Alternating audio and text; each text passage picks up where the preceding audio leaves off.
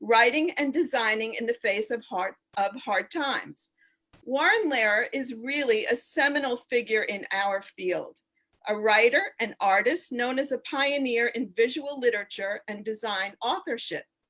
His solo and collaborative books and multimedia projects explore the vagaries and luminescence of character, relationships between social structures and the individual, and the pathos and absurdity of life. Warren has won numerous awards, such as the Brendan Gill Award, 3 AIGA Book Awards, 2 Society for Typographic Arts Awards and Type Directors Club Awards, in addition to several grants and fellowships from the NEA, NISCA, NIFA, Rockefeller, Ford, and Greenwald Foundations. I could go on and on. Warren's featured show was recently at CBA and unfortunately interrupted due to the shutdown. He will be giving an artist talk in connection with that show in the fall. His newest book, which was in the show, 5 Oceans in a Teaspoon, published by Paper Crown Press, is a collaboration with journalist poet Dennis J. Bernstein and has won 4 design prizes. Lehrer is the Left Distinguished Professor at SUNY Purchase, a founding faculty member of the Designer as Author and Entrepreneur MFA program at SVA, and Artistic Director of Earsay, a nonprofit art organization in Queens, New York, which he co-founded with his wife, the actor, author, audio artist, Judith Sloan. Warren was the 2016 honoree of the Center for Book Arts for good reason. Please join me in welcoming Warren Lehrer. Thank you so much, Roni, for your kind words and for inviting me to give this talk. Hello, everybody. Thanks for logging in on this beautiful May evening. I also want to thank Jenna Hamid and Karina Reynolds for inviting me to have the exhibit at the Center for Book Arts and for having great ideas, like suggesting that I take moments from pages of my books and enlarge them onto the walls and the doors and columns of the Center for Book Arts gallery space. And I look forward to giving that talk when us critters are allowed back outside. I also want to acknowledge Eva Sataleka from the Polish-Japanese Academy of Information Technologies in Warsaw for inviting me to give a talk 2 weeks ago to their community on the theme of making art in difficult times, which really got me thinking about this theme. And also to Danielle Tegeter, who's in the room, an amazing artist who invited me into her Epidemic Salon, which meets on Saturday mornings where artists gather to share work and reflect on this time of the codosphere. For tonight's talk, I'm going to begin with some examples of artists, writers, and makers who've practiced their craft in the face of adversity. Then I'll focus on some of my own work that explores the effects of trauma and hardship on individuals and communities, and read excerpts from various solo and collaborative projects. My wife, actor, author Judith Sloan, will join me tonight to read some of the excerpts. Then we'll have time for a Q&A, and before we're done this evening, I'd like to sneak in a few examples of 2 class projects that deal with challenging and grapple with challenging situations.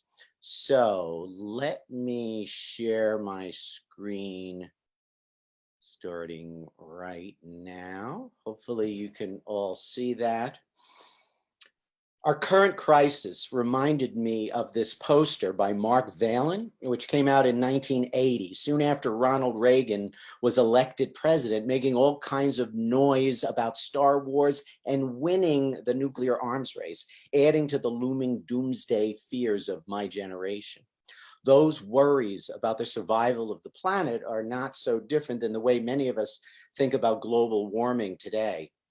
And now we've got COVID-19. These are serious issues, but I love the humor in a poster like this. It gets at a truth. While we are worried about the entire human race, we also can't help but worry about our little selves, our futures and careers. Of course, it's not just a matter of career. I think for most of us, making art and writing is a way of being, of living, and making sense of the world and staying sane, if not healthy. Musician poet Patti Smith asks the question, why do we write? A chorus erupts because we cannot simply live. Toward the end of his life, Henri Matisse was bedridden, riddled with cancer, but that didn't stop him from making sketches for a chapel on the Riviera. Of course, he had lots of help from assistants and family. After surviving that near fatal bus crash when she was 18, Frida Kahlo abandoned the study of medicine and began to paint with the help of her mother, who had a special easel made for her. Frida suffered from polio and other maladies too, but she was driven to make pictures. She also kept daily journals which blended writing and picture. Not to compare myself to Frida or Matisse, but this is a photo of me working in a cabin in Maine after having back surgery, which got me to rig up a way of working with a computer monitor attached to a bionic arm. John Lennon and Yoko Ono are bedridden, not for medical reasons, but as a protest against the Vietnam War. This underwater fantasy was painted by a child at the Terezin concentration camp, set up by Nazis as a show camp with well-known Jewish musicians and artists. In actuality, the inmates lived in terrible conditions and most were sent to death camps. The book, I Never Saw Another Butterfly, documents art and poetry by children in secret art classes taught by the Austrian artist and educator Friedel Dicker Brandeis, who applied techniques she learned from her Bauhaus training. When Dicker Brandeis received orders to go to the Terezin camp, she filled her allotted 2 suitcases with art supplies, not just for her own use, but to teach the traumatized children she knew she'd find there. Friedel was murdered in Auschwitz, but she managed to hide 5,000 pieces of art in the same 2 suitcases she came to the camp with. My primary focus as a maker myself and educator, and for this talk, is on visual literature, works of writing whose visual form is integral to the composition. Agnes Richter was a seamstress who was committed to the Heidelberg Psychiatric Clinic during the 1890s. There she cut and assembled this jacket out of a hospital gown and embroidered an autobiography into the fabric. Down the back she sewed, "I plunge headlong into disaster." My obsession with visual literature also includes an interest in non-traditional writing structures and devices. After living through the bubonic plague, the 14th century author Giovanni Boccaccio felt that a traditional narrative couldn't express the disruption and chaos of an epidemic that killed over 20 million people. So he invented a new narrative structure in the Decameron, a collection of novellas, 100 tales told by 7 young women and 3 young men, sheltering in a secluded villa outside Florence to escape the Black Death, one-upping each other with raucous, erotic, tragic tales, practical jokes, and life lessons. Jump several centuries to 1900, the African-American sociologist and author W.E.B. Du Bois created these data visualizations for an exhibition called Black Life in America, made for the Paris World's Fair, diagramming everything from the occupations of Negroes and whites in different states to the number of Black children in public schools, literary rates, land ownership. I show this recently resurrected project as an example how very compelling and complex stories can be told visually as data and as an example of a collaborative work not previously part of any canon. You name it: sociology, modern art, visual literature. Speaking of missed by the canon, the groundbreaking Swedish artist Hilma af Klint's abstract paintings predate the work of artists like Kandinsky and Malevich, long considered the pioneers of abstraction. Her work synthesized science and religion, image and word. Convinced that the world was not ready to understand her art, she stipulated that her work not be shown for 20 years following her death. What is the hardship in the work of this middle-class person? Well, maybe being a woman in a man's world, having different ideas, having been rejected by Rudolf Steiner and other male figures of authority. Thankfully, she made over 1,200 paintings and drawings before she died. Published in 1897, Stefan Mallarmé's 20-page poem Un coup de dés, A Throw of the Dice Will Never Abolish Chance, seems to be about a shipwreck. It's actually an elegy about unpreventable human loss, though it's not all gloom and doom, as it offers hope for a new kind of book that approached the 2-page spread as a singular visual proscenium, unshackled from any sense of column. Revolutionary for the time, the poem is presented as a score and the reader becomes the performer.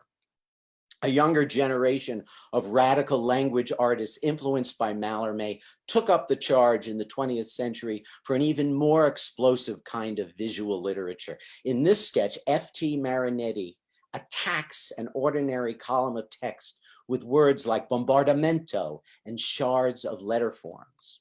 In his futurist manifestos, Marinetti rails against conventions of journalism and literature and proposes a new, urgent kind of poetry born out of natural and man-made catastrophes and the speed of an industrial era that wasted no time with traditional syntax, plunging the reader into direct experience through words in freedom and a typographical revolution.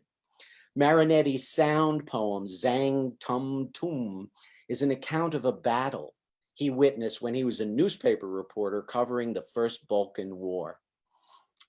I love Marinetti's work and consider him one of the most influential and original pioneers of visual literature. But it's sobering to know that he also was a fascist, literally, a supporter of Mussolini and an anti-Semite.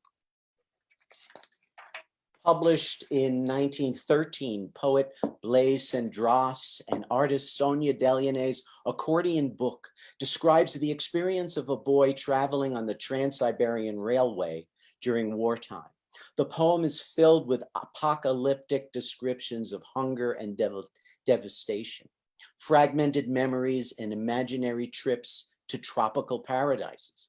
Delaunay's prismatic abstract shapes surround and infuse the poem with color and movement. Cendrasse referred to this collaborative work as a sad poem printed on sunlight. Kenneth Patchen incorporated painting, drawing, and typographic expression into his poetry and novels and became a central influence on beat and concrete poets and generations of anti-war writers. This poem was written during World War II. His 1949 novel, Sleepers Awake, presents a world full of beauty and horror. February 1968, the Memphis sanitation strike began in response to the deaths of 2 sanitation workers. These signs, this protest, this photograph was never intended as visual literature, but it tells a sad yet proud and defiant story of the Black man, the Black worker in America, even having to make such a statement. 3 months after this photo was taken, Martin Luther King Jr. came to Memphis to march with the sanitation workers and was assassinated. May 1968, Paris uprising, students and workers dressed up as letter forms, bringing France's economy to a halt, protesting unbridled capitalism, imperialism, and traditional institutions. From the 1980s up until today, the Bread and Puppet Theater has helped turn protest demonstrations against war, human rights injustices, and ecological disaster into spectacular pageants.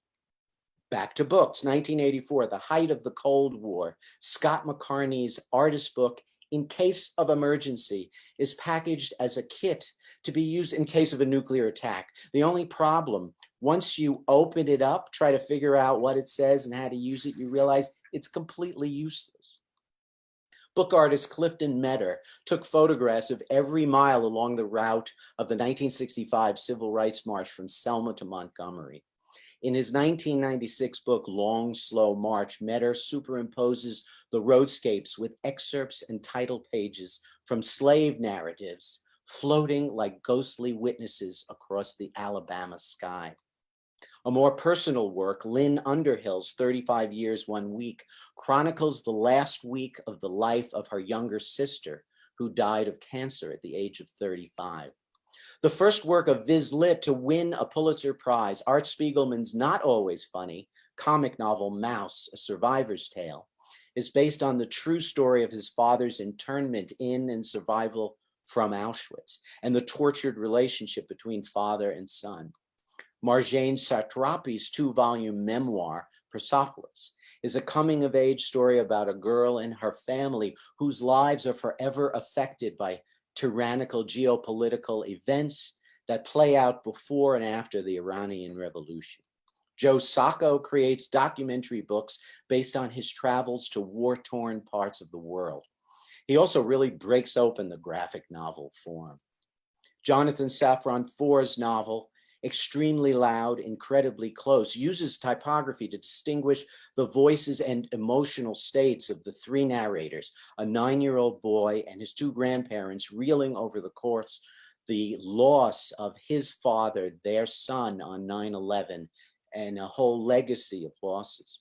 In one climactic section, as the grandfather realizes just how his son perished in a fiery hell, the interline spacing gets tighter and tighter, and the 2 towers of text on facing pages darken.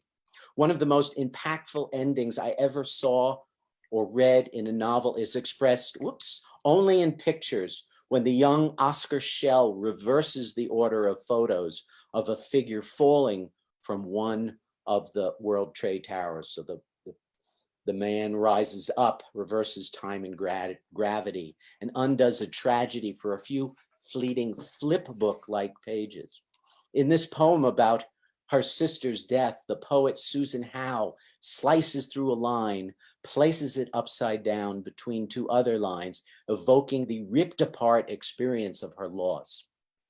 Amos Kennedy's exhibition, The Children Don't Count, dedicated to children killed in Chicago in the early 1990s, required visitors to walk over a series of letterpress prints bearing the name of a child and the description of how he or she died. Published in 2015, Samantha Gorman's Pry novella is a compelling work of interactive fiction made for the iPad using a blend of video, audio, and text. Touchscreen gestures allow readers to dig beneath and empathize with the story of a Gulf War vet losing his vision and struggling with PTSD. Comedian and graphic designer Doogie Horner composed this tragedy to comedy conversion chart. Tragedy to comedy conversion chart. In the end, the uselessness of an infographic like this becomes the joke. Australian poet artist Richard Tipping makes ever so slight changes to pre-existing traffic signs, transforming them into something more poetic and playful. London-based artist and poet Robert Montgomery constructs poetry installations about loss using solar panels and unsustainable materials. Nora Ligurano and Marshall Reese's live and videotaped ice sculptures Melt events evoke a range of reactions from witnessing a natural phenomena to contemplating the devolution of shared values and disappearing ice caps. Kandy Chang creates projects that aggregate and transform stories of individuals and communities into art and data. Her project, Before I Die, turned the walls of vacant buildings in 30 locations around the world into public spaces for people to share what they dream of or aspire to before they die. Chang chronicles her findings into moving crowdsourced books. And here we are, social distancing inside our homes, communing with each other as our streets and highways are eerily quiet. Too many people are sick and dying and losing their livelihoods. But there are some silver linings. Air pollution has gone down dramatically around the world, from Beijing to San Francisco. Some wars have been halted, and crime has gone down dramatically across the globe, at least reported crimes. And who knows, maybe science will have a resurgence and triumph over denialism and magical thinking. We need science and medicine to get to the other side of this pandemic, but art is vital too. Filling the void, a number of arts organizations just launched a citywide public art campaign featuring digital billboard messages of gratitude and solidarity with New York's frontline workers. Myra Cowman's Love in the Time of Corona. Idel Rodriguez's Angel-Winged Medical Workers. Debbie Millman gives voice to the paradox of coming together while remaining apart. Other artists add to the public dialogue with more critical and fierce expressions, like Barbara Kruger's op-ed in this past Friday's New York Times. Artists and designers are also helping to visualize facts over fictions, like the fictions the President of the United States spews on a daily basis, such as America's reaction to the virus being the envy of the world. There are so many creative things people everywhere are doing to combat the virus and its effects. The Getty Museum's challenge to recreate works of art with household items spawned many fabulous and funny results. Quarantine music students and other musicians making rousing online videos one track at a time, like our friend Frank London's citywide symphonic fanfare last Thursday at 7 p.m., honoring healthcare and other frontline workers. Dancers making exquisite corpse videos, a ballerina dancing in the empty streets of Amsterdam.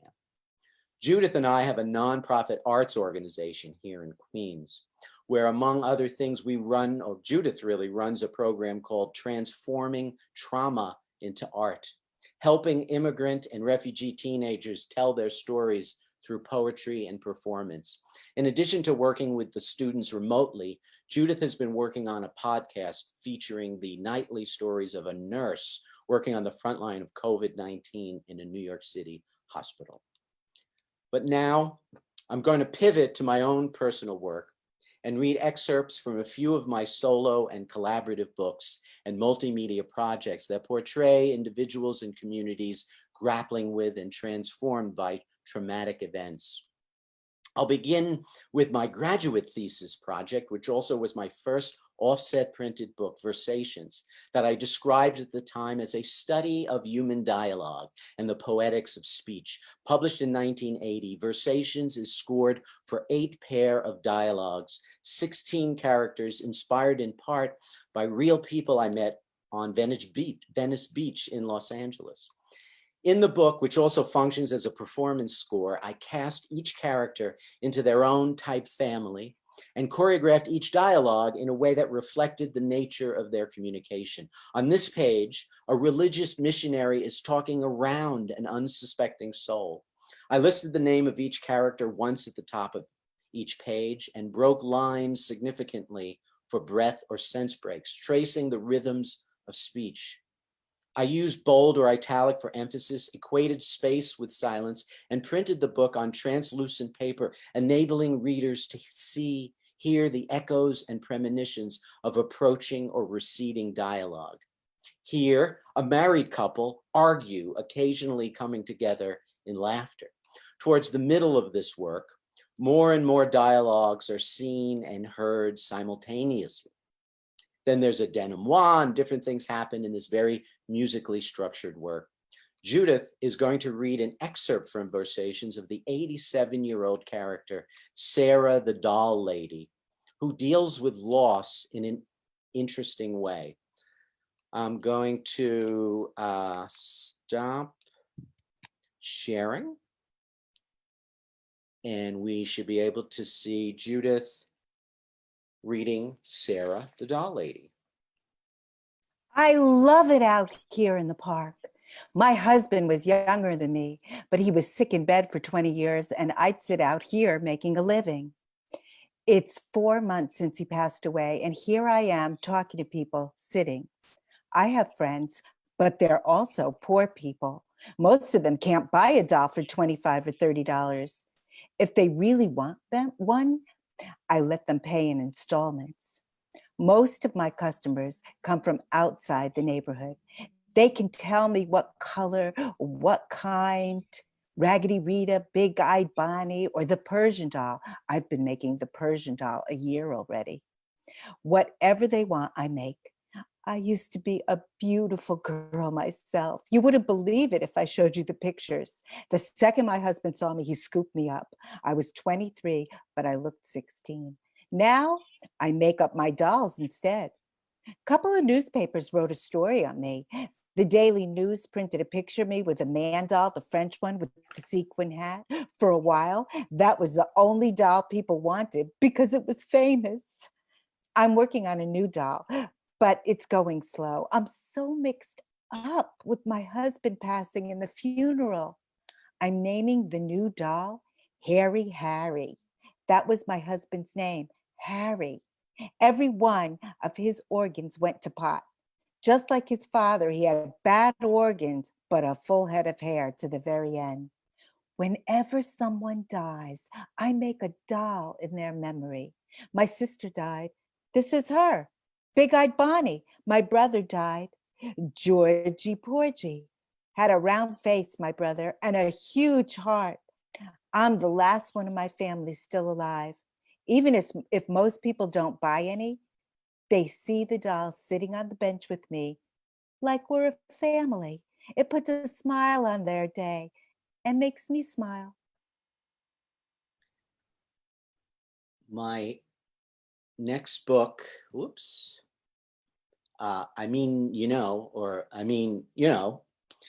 in 1983, also a score for performance, attempted to capture the shape of thought, interior monologues, as well as spoken word, as it explored the synaptic gaps and utterances between thoughts and speech that bridge our sometimes imperfect speech, in our imperfect search for a meaning, and a desire to connect with others,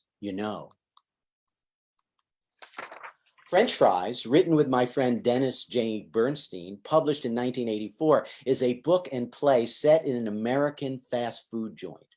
You enter the book, well, it depends if you come through the drive-through or on foot. You find out about Dream Queen, the third largest burger chain in the Western Hemisphere, and are introduced to the characters, 4 customers and 3 Dream Queen employees, who are not only set in their own typefaces, but also color. Before the start of the book play, an elderly woman dies in a pool of blood and ketchup at the Dream Queen restaurant. Everybody has a chance to testify as to how she died. Was she run over by the skateboarder? Did she die of natural causes? Was it junk food that finally did her in? French Fries takes place at the height of the Cold War. In Act 5, one hell of a political argument breaks out. Towards the end, you find out that each character is writing a book, or could write a book if they tried. Louise Gialanza's book, which she's working on throughout the play, entitled The Potato in America. In it, she covers the shrinking variety of potatoes grown in America, traces the iris migration during the potato famine, and predicts the genetic hybrids of hope engineered to repel unwanted insects without pesticides. I'm going to jump a decade to the mid-1990s to my portrait series books based on real, eccentric Americans. In my original conception and mock-ups, each book would be proportional in size to that person standing, with a photo of them from the front on the front cover, from the back on the back, and inside the guts, first-person monologues, rants, and prayers to God. The first 4 books in the series formed a quartet of men, which I wrote based on hanging out with each person for many years and piecing their stories together. Nikki D from LIC was a retired dock worker, stoop philosopher, and sit-down comedian who suffered from osteomyelitis as a kid, grew up in pediatric wards of hospitals, as well as his family's 4-room railroad flat in Long Island City, Queens, which is where he eventually lived by himself for most of his life. The book is chock full of stories about loading Liberty ships out to sea during World War II, the Great Stomach Explosion of 1964, prayers to God, and all kinds of philosophy. Charlie Lang, a dear friend, amazing musician, and brilliant thinker, has also been struggling with bipolar disorder for much of his life. misdiagnosed at 14 years old as having schizophrenia. On the left, being in the eye of an emotional tornado. On the right, getting stuck in a bad cycle, in and out of emergency wards, pediatric centers, and halfway houses. I'm going to read a section of one of the pieces in the Charlie book titled Military Academy. My father wanted me to become a man. My mother just wanted me to be away while they were getting their divorce. I'm still not sure why I ended up having my second nervous breakdown at 14 years old, but I think being at that military academy had its influence.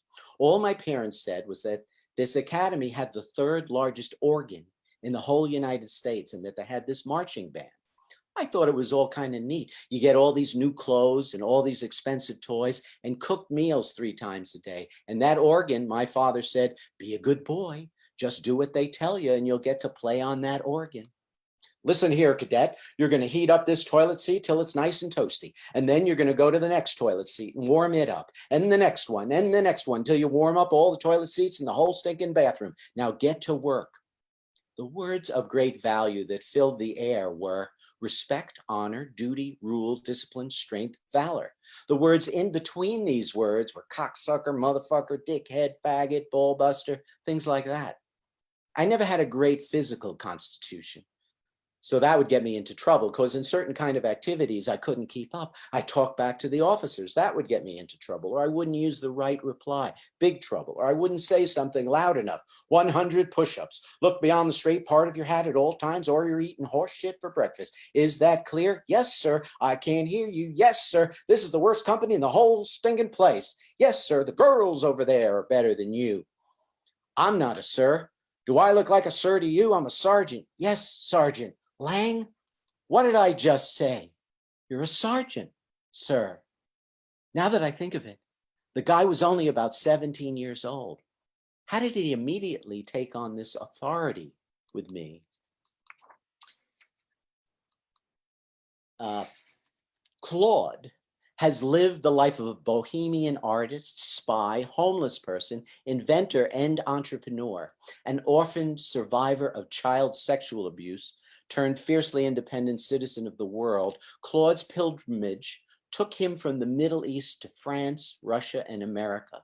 His book offers heretical observations on hypersexuality, marriage, the art of alchemy, and hard-fought living. It also lays bare the intimate reflections and fractious soliloquies of one side of a 20-year friendship. Brother Blue was known to many people on the streets of Cambridge and Boston as the John Coltrane of storytelling. My portrait book on him focuses on the stories behind the stories he told, some of which he started telling out in public after the book came out. I'm going to read an excerpt of a story from the first section of the book about growing up poor and Black outside Cleveland, Ohio during the Depression. There wasn't much sweet talk around the house. He called her woman. She called him Mr. Hill. That's the way my mother and father spoke to each other. No lovey, honey this or darling that. Now and then he'd call her peach cobbler, peach pie, only food names, apple tart, strawberry shortcake, but mostly he called her woman. It was tough growing up in that house. That's the trouble with being poor. It can beat you down. You live on the edge. It makes you edgy. My folks, they'd whoop my behind in a minute. They might have been simplistic. You might even say narrow-minded, but they were good-hearted. Never met a man like my father. He was bigger than life. He was like John Henry. My mother, she was so brave. God have mercy. She put her hand right in the lion's mouth if she had to. I'd say, Mama. She'd say, look out, boy. My father was the same way. I guess the great maker thought, I'm going to give you a powerful mother and a powerful father because you're going to have to go through some bad stuff in this world, boy. One day, my brother Thomas, the one who couldn't read or write, came home from school all wet, smelling of urine. They had him in this class for the retarded, the only Black one in the class, so they pissed all over him. When he came home that day, my father said, what's this? My brother just looked at him with those innocent dark eyes like maybe he did something wrong he didn't know. My father said, what they do to you? My poor brother didn't talk. He just looked. We didn't have a telephone or anything, no writing paper. My father says, I'm going to take care of this. You know those Chaplin movies where Chaplin goes out in those baggy pants walking down the road? We all had these old clothes. People would give us their hand-me-downs. We were like the local charity case. Came a time, my job was to go out and get leftover food. I'd go to all these stores begging for food. So there was my father starting up that hill in his old baggy pants, carrying a big walking stick, saying, I'm going to go up there. I'm going to go to that principal's office. I'm going to go whoop the whole school, line them all up, going to whoop everything in sight. And when I get through, they'll never touch my little Tommy again. They ain't going to mess with my kid no more. They ain't never going to touch none of my blood. I was so proud of him, the way he walked up that hill with that stick in his hand. He didn't go to a phone somewhere or write a letter or see his lawyer or go to the school board or anything. Now, I don't know what he did. I don't know what this unbelievable black man with this big stick in his hand. To this day, I don't know what my daddy did up there. But after he paid them a visit, we never had any more trouble. The first book in the women's portrait series morphed into a play that I wrote with Judith, which she performed as a solo show and radio play.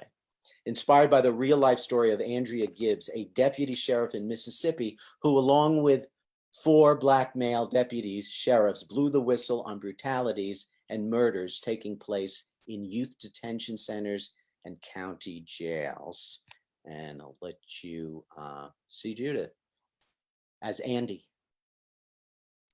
After 8 months of working in that youth detention center, I was getting worried that things was going to escalate to where someone was going to get killed. But what finally tipped me over the edge, there was another deputy that went down the hallway in the middle of the night and received oral sex from a 15-year-old girl in exchange for giving her a cigarette. It was a Doral. They didn't press charges. They didn't fire him. Nothing. I wanted this man locked up. I couldn't sleep no more. I was throwing up almost every day. I called Tony Lewis. He told me he's got 2 other deputies at the adult jail and they're all keeping journals. And well, they're seeing some stuff would make you scared as a long-tailed cat in a room full of rocking chairs. Make a long story short, we start meeting secretly. We knew we had to be real careful. We was trying to figure out how to blow the whistle. I mean, they were 3 black men. I'm one white woman. Tony said, Andy, you're the straw that starts the drink. I'm thinking 4 of us, 4 officers coming forward together. We are simply going to be formidable. Andrea's courageous whistleblowing helped instigate a U.S. Justice Department investigation, which resulted in federally mandated reforms to Mississippi detention centers and prisons.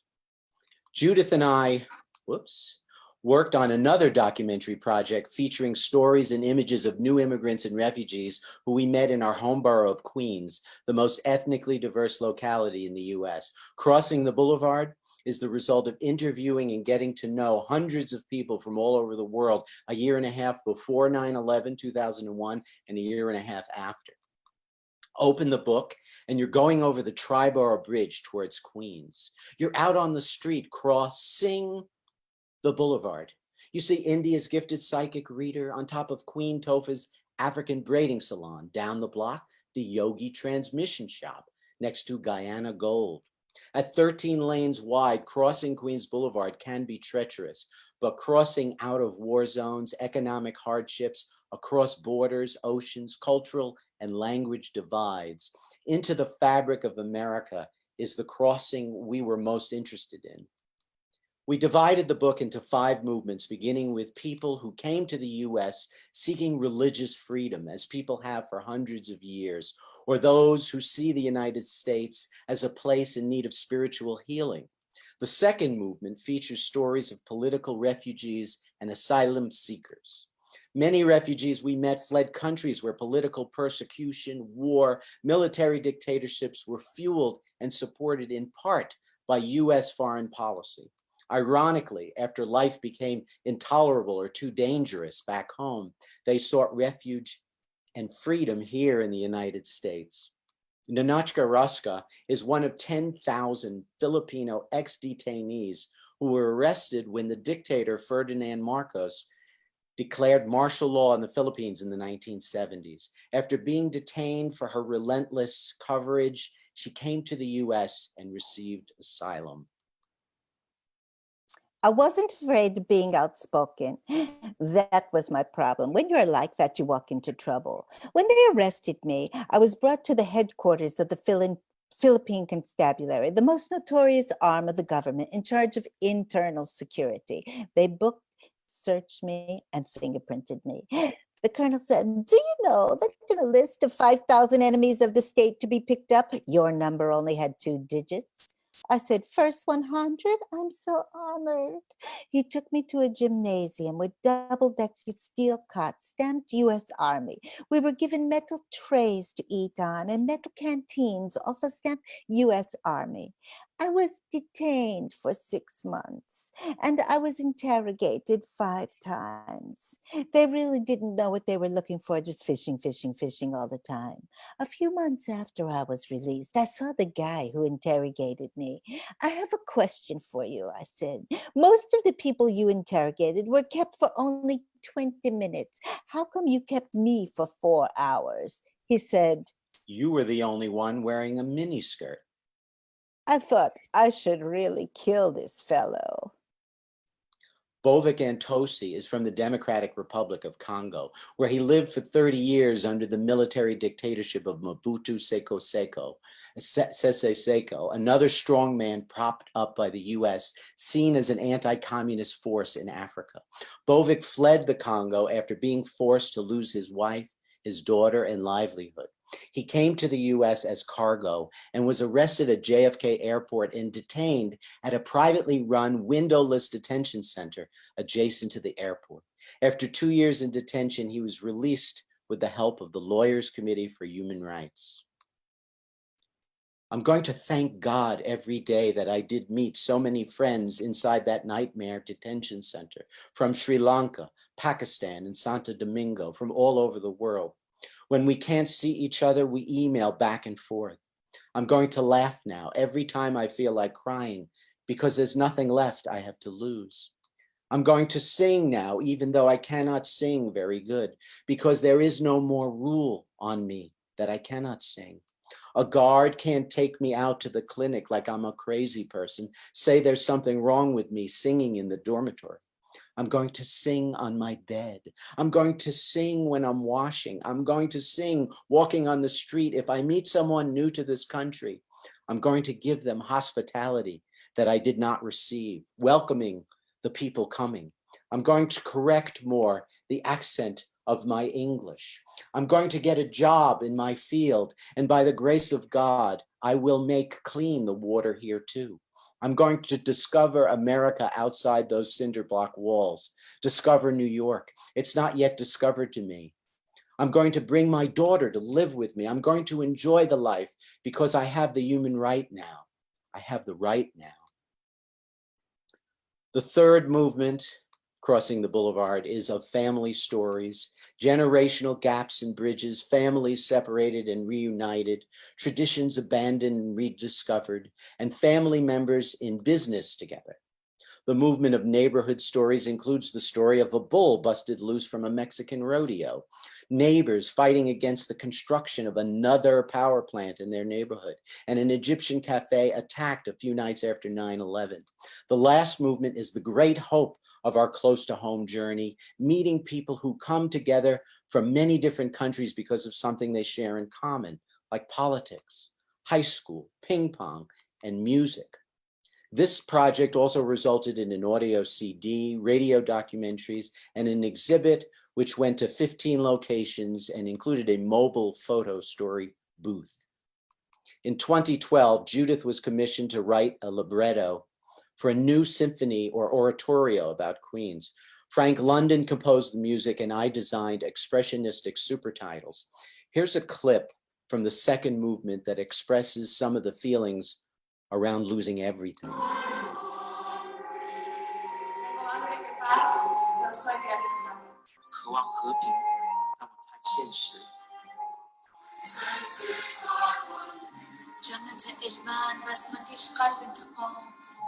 Я жажду безопасности, мое сердце не для мщения.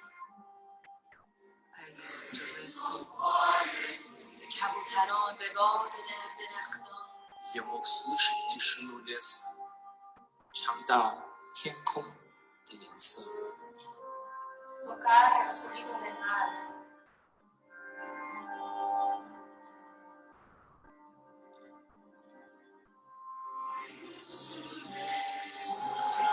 To the wind in the trees, I could hear the silence of the forest, taste the color of the sky, touch the sound of the ocean.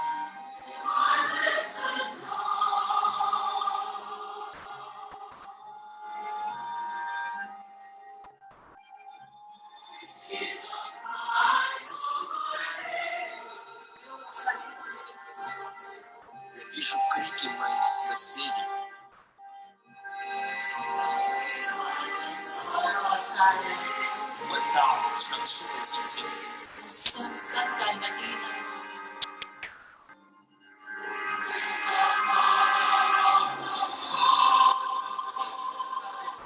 尝到天空的颜色。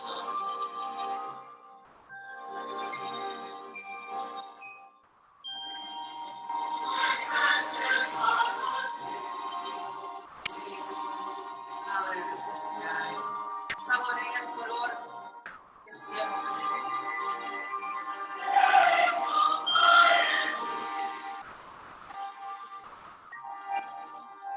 Excuse me for cutting that short. After working on the portrait series and crossing the boulevard representing all these very real people and their stories, I felt a strong need to work on a project that left more room for invention and getting at the truth through more interior dimensions of character.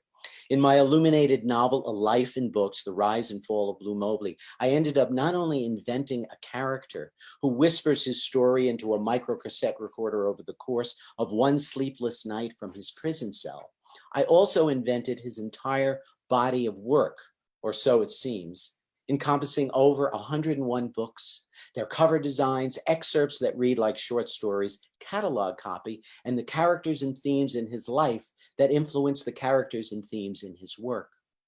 Blue recalls falling in love with letters, printing, and books in the letterpress shop of the Joan of Arc Junior High in Queens, New York, where he composes his first book using the composing stick. Titled The Grandest Art Show in the World, about a magical experience he had one day with his manic depressive artist mother, who remained his muse for the rest of his life. Mother is a famous artist that no one knows about yet. You can see her work in our apartment, but for some reason, nobody except the few people we already know are allowed in. She does most of her artwork at home or around the neighborhood, but from time to time, she goes to the South Shore of New Jersey to draw or just to look around. One time when I was 9 years old, she took me to a New Jersey marshland not too far from Staten Island. I'll never forget. It was Sunday, late afternoon, middle of winter. We sat there freezing in my aunt's gold Rambler station wagon that my mother borrowed for the day. There was no heat on in the car, and my mother's window was 3/4 open because we were there to watch the sunset together. Shortly after we got there, my mother looked up at the sky and said, "Today is going to be a good one. I could tell by the atmospheric conditions and the moisture and the wind velocity." And all this meteorological terminology that I had no idea my mother knew. She was definitely pumped for the occasion and excited to share it with me, her only son. "We're going to have a fantastically colorful sunset today. It's going to be quite a show." Well, that was just about the last thing a 9-year-old kid wants to be doing on a Sunday, sitting in the freezing cold in a dumpy car with his mother watching the sunset. But at the same time, I have to admit, it was kind of amazing. It was like this huge planetarium light show, only there was no technology involved except for my mother's stopwatch and her sketchbook and watercolors. Actually, she never touched the sketchbook or the watercolors that day, but she did keep looking at the stopwatch. "In 3 seconds, the shadows over there are going to change from Prussian blue to magnesium blue and then a kind of luminescent mauve." Sure enough, the sun went down a few more degrees. Then she said, "These clouds up here are going to turn like a fluorescent green, orange pink." and she was right. I looked up at her and I noticed Her eyes weren't blinking at all. I think so she wouldn't miss even a fraction of a second. And then I saw her body was shaking, and it scared me a little because I knew she wasn't shaking from the cold, but from the beauty of watching the sun go down. And then I was shaking too, not so much from the cold because I didn't feel cold anymore, and not so much from the beauty of the sunset, but from looking up at my mother, almost in shock, wondering how she knew in advance what the sky was going to do before it happened. It was as if my mother, who you might think if you saw her on the street is just an ordinary person, had orchestrated the grandest art show in the world, and I was the audience. Blue never knew his father, and his mother never told him who he was. But one night his Aunt Chloe let slip that his father was a very famous man who was madly in love with his mother, but because of his fame and having a family of his own, had to cut off the relationship. So Blue let his fantasies run wild in a series of books he called My Famous Fathers, bound in a bifurcated do-si-do binding. On one side of each book, he described what each of his hypothetical famous fathers did to transform the world. The other side portrayed the kind of relationship that particular famous father might have had with Blue had he chosen to follow his passion with responsibility. Blue realizes that those first two book projects formed the basis of his creative output for the rest of his life, trying to make sense of the world around him through reportage and trying to fill the holes in his life by dreaming up stories. In prison, he pieces together the connections between his life and books. After returning home from being a war correspondent, he wrote his first novel about a day on Earth when everyone is switched with their number one enemy. After Ronald Reagan catapulted the arms race into space, he wrote Narcissistic Planet Disorder about a planet that thought it was the center of the universe. He wrote a novel based on his best friend who turned out to be a pathological liar. Several short story collections, including All My Men Were Musicians and I'm Tone Deaf. When he fell in love with someone that he wanted to be with but didn't understand what a healthy marriage could be, he wrote a bifurcated oral history of a couple from his building who he admired.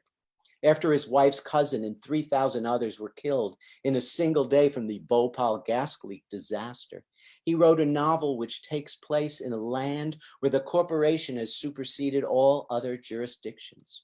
He made an artist's book after receiving a copy of his FBI file that turned out to be a heftier dossier than he could have imagined, containing things about himself he didn't even know.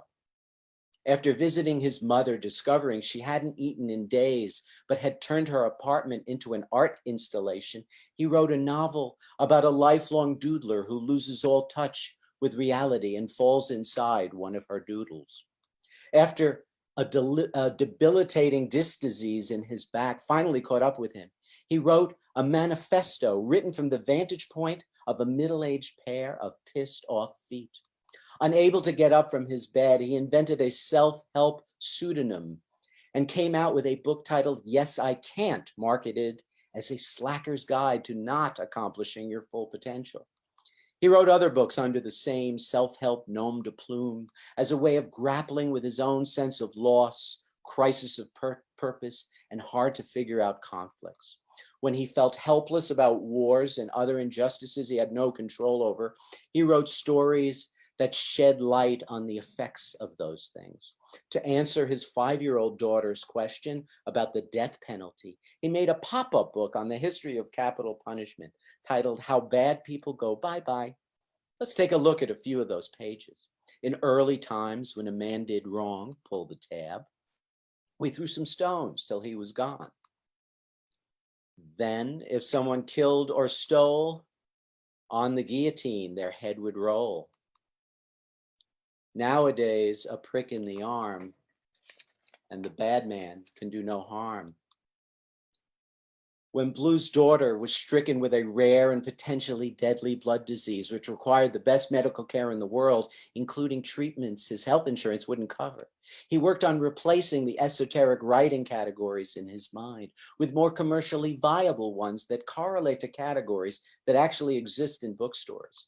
He wrote his first murder mystery, A Damn Good Plot, followed by One Good Plot Deserves Another, followed by Plotsville, based on a movie made from the Damn Good Plot books. his first and only foray into pet lit. He came out with all kinds of hybrid genre books, including a series of culinary murder mysteries. When more recently he feared that words were losing their primacy and books were not nearly as central to people's lives as they once were, he filled the void by making books with televisions in them, coloring books with pictures of war atrocities, toilet paper poetry rolls, a line of book clothing, a line of book toys for boys, and illuminated book lamps that at least give people a warm literary feeling. Blue ends up in jail for refusing to reveal the name of a confidential source. In prison, he starts a literacy program as a means of survival. He grows to love the men in his prison writing workshops and admire the heart, soul, and wisdom he finds in their writings. The last project of mine I'm going to share a little of is the newest book and multimedia project, 5 Oceans in a Teaspoon, written by journalist poet Dennis J. Bernstein, visualized and structured by me. This is the first of my 11 books that I didn't write or co-write. Dennis and I wrote French Fries together, and I've always adored the depth of feeling and precision of his poetry. Like his journalism and the theme of this talk, Dennis's poetry reflects the struggle of everyday people trying to survive in the face of adversity. For this project, I looked through thousands of Dennis's poems. In the end, I selected 225 and divided the book into 8 movements spanning a lifetime. The rhythms, voices, metaphors, underlying intent of each poem led me to a composition. I also made animations of some of the poems, and we'll show you 2 of them. The first movement encompasses growing up poems, disoriented by dyslexia and a parental gambling addiction, graced by pogo sticks, boxing lessons, and a mother's compassion. Dyslexia. I answer to many names, but the alphabet confuses me. Every day I drown in 26 sounds, and I've never been able to stay between the lines. Free 'em all. Mad Boy has been threatened with suspension for breaking open the jars of boy bee catchers and freeing the pollinators. He was sent to the principal for refusing to apologize. He told the principal that he would like to be in suspension. He'd be happy to close his eyes and float around for a few days. The Sheriff of Motherhood. 2 brothers fighting over who got more. They yanked pistols out of the invisible and opened fire. Both dropped to their knees, having mortally wounded each other, leaving the Sheriff of Motherhood to clean up the mess. Pain relief. Mama was the pincushion of compassion we all stuck it to. The second movement is a potpourri of poems tracing the activities and yearnings of ants, flies, spirit wrestlers, schools of fish, flooded cities, sensitive teachers, and the wind. Dennis has done a lot of reporting on overt and covert wars. He's written poems reflecting that as well. War correspondent. Whose death do I report first? Whose ashes get top of the fold? Where do I bury the missing in action? Medals. She asked the colonel at her boy's funeral if he knew how to pin them on a dead boy's ashes. Social studies. Wars start in memory and leave memories that start wars. Informed by Dennis's work as a journalist reporting from the streets and also from his years teaching in prison, this movement is populated by people who are homeless, imprisoned, shot at, earthquaked, in pizza joints, in a straitjacket, and jogging down the center of the highway, crazy for peace. Animation is called Equal Time.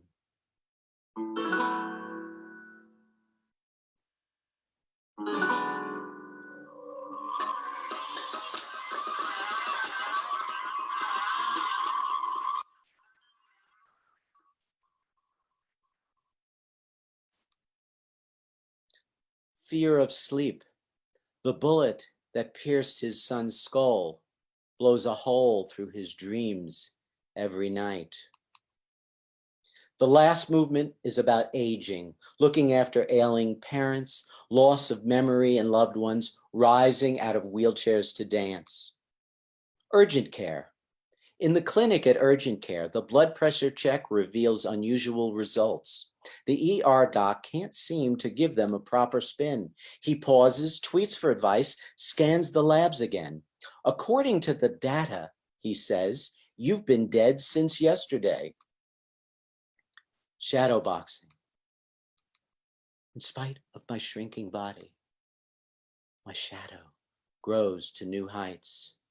And the last piece I'll leave you with is an animation of Dennis's poem titled Living with Alzheimer's. And I'll let you read this yourselves.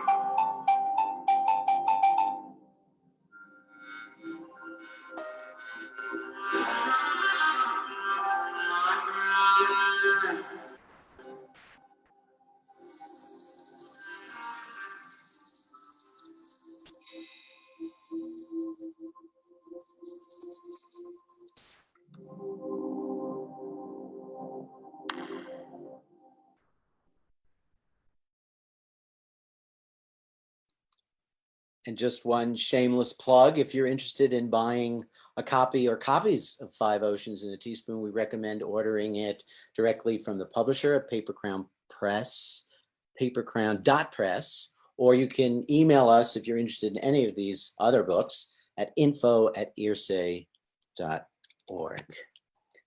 Thank you very much. So much, Warren. Maybe we can invite people, if they would like to ask a question, to write it in the chat.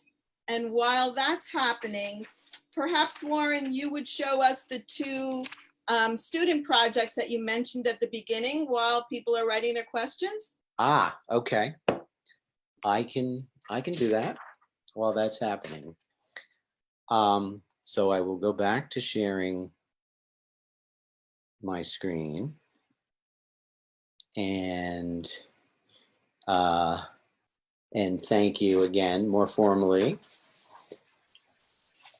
So I teach a class called Writing and Designing the Visual Book at the SVA Designer as Author MFA program. And in it, I give an assignment, one of several assignments called Bifurcated Book, that asks students to write and design a book with multiple perspectives, and the form and content need to really grow out of each other. The students in that program come from all over the world and draw from their own experiences. Samia Khalidis is Palestinian. Her book, titled The Separation Wall, depicts opposing perspectives of the separation barrier that divides the West Bank from Israel. On one side, we read a narrative of an Israeli man who sees the wall as necessary for peace and security.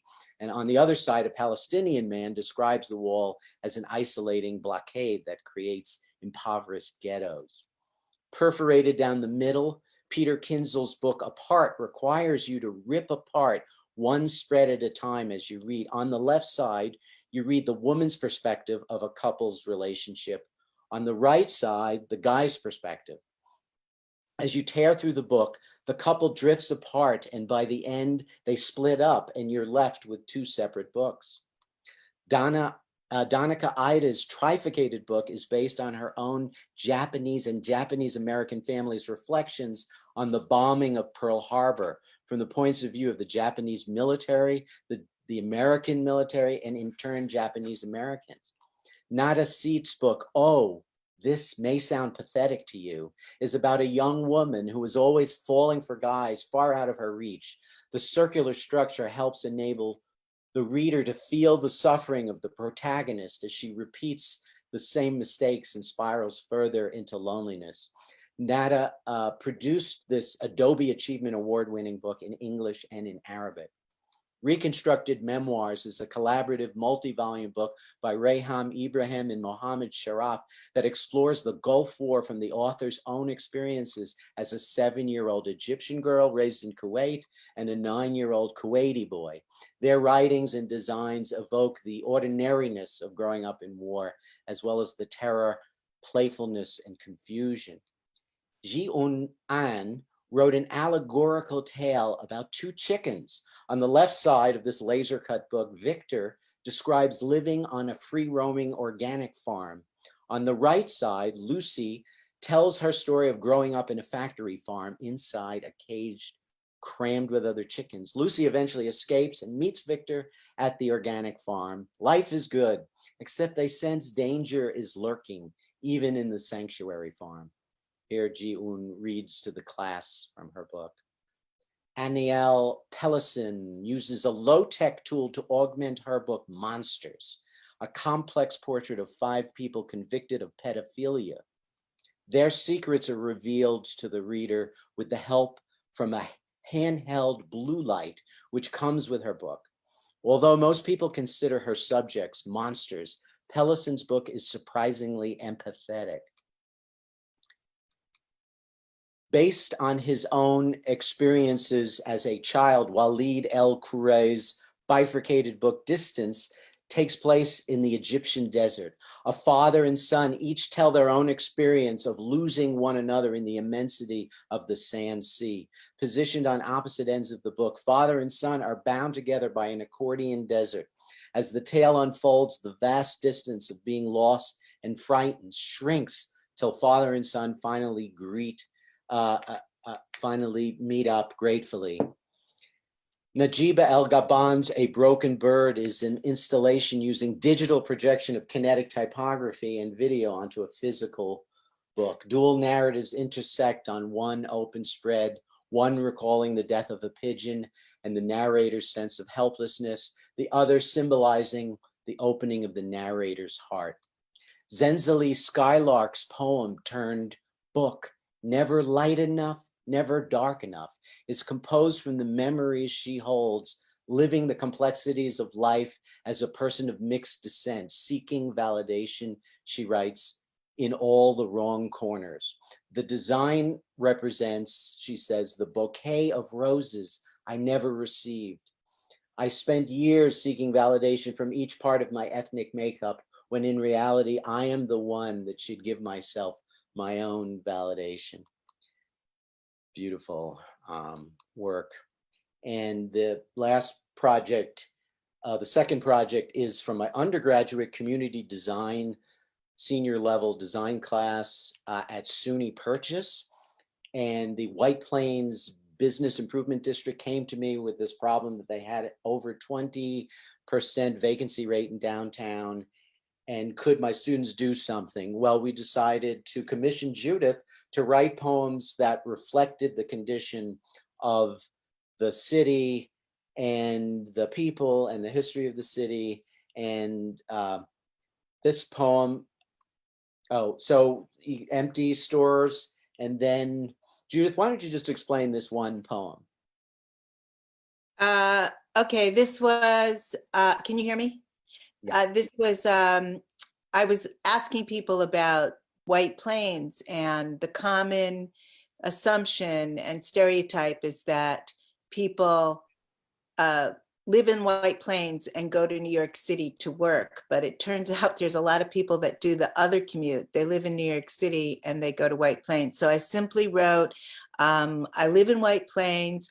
I work in the city. I take the train every day to work. And then I wrote, I live in the city. And so in this lenticular version that one of the students did, you see the one version in one direction, and then you walk from the other direction where it says, I live in the city. I work in White Plains. I take the train every day to work.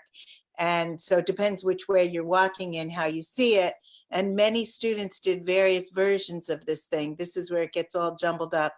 And one of the students, which you don't have the image of right now, wrote like multiple versions of the same thing. And then this one was somebody was talking in the town about books and wondering whether we were going to have books anymore, whether we were going to just be looking on screens. and this poem ended up being placed in an abandoned storefront next to a Barnes and Noble.